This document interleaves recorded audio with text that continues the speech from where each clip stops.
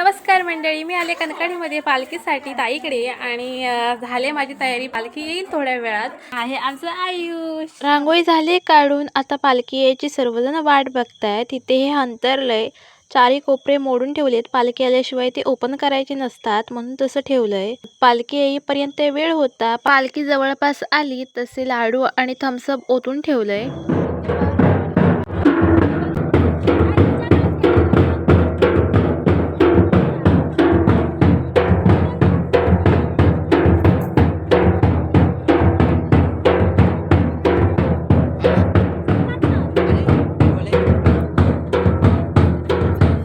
पालखी आपल्या घरी येणं हे मोठं भाग्य लागतं. पालखीबरोबर आलेली मंडळी सर्वजण शांततेत बसलेत, कारण खूप वाड्या फिरून दमायला होतं. तशा प्रकारे ते सर्वजण दमलेत आणि सर्वजण बसले.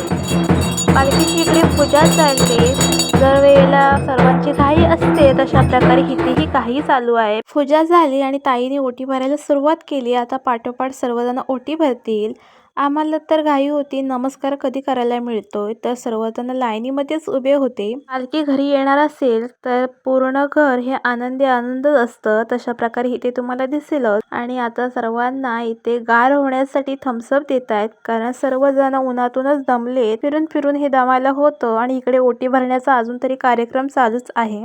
दुसरी ताई आता ओटी भरायला सुरुवात करते. सर्वांच्या ओट्या भरून झाल्यानंतर लहान मुलांना नमस्कार करण्यासाठी बसवलं, तर लहान मुलं ही तांदूळच टाकून उठतात. तशा प्रकारे तांदूळ टाकतायत आणि लगेच उठतायत. पालखी आपल्या घरी आले म्हणून त्यांच्या चेहऱ्यावर एक वेगळंच एक्साइटमेंट आहे. पालखी 5च मिनिटं आपल्याकडे थांबते आणि लगेचच निघते. पालखी निघून झाल्यानंतर खेळे उभे राहतात.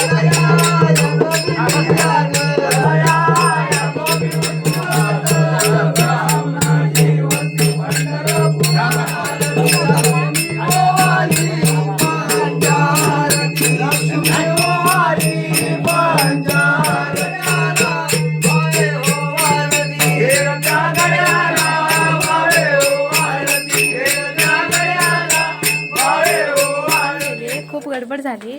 आता सरबत पियाची वेळ आली, तर आता सरबत पिऊन घेते, कारण पालखी आल्यावरती सगळ्यांचीच गडबड पितात बघा. ही आमची चिल्लर पार्टी एकत्रच बसले आणि मीही त्यांच्यातच बसले लाडू खाण्यासाठी. भाऊजी पण थम्सअपच पितायत. खूप उशीर झाला म्हणून आता जेवायला बसलो. 4 तर वाजलेत आणि आम्ही आता जेवायला सुरुवात केलंय. आमचं असं झालंय, आम्ही जेवतोय कधी आणि निघतोय कधी, कारण दुसऱ्या पण पालखीची ओटी भरायला जायचं होतं. तर हाच होता आजच्या पालखीचा व्हिडिओ कणकवलीमधील. तर तुम्हाला कसा वाटला हे नक्कीच कमेंटमध्ये सांगा. थँक्यू.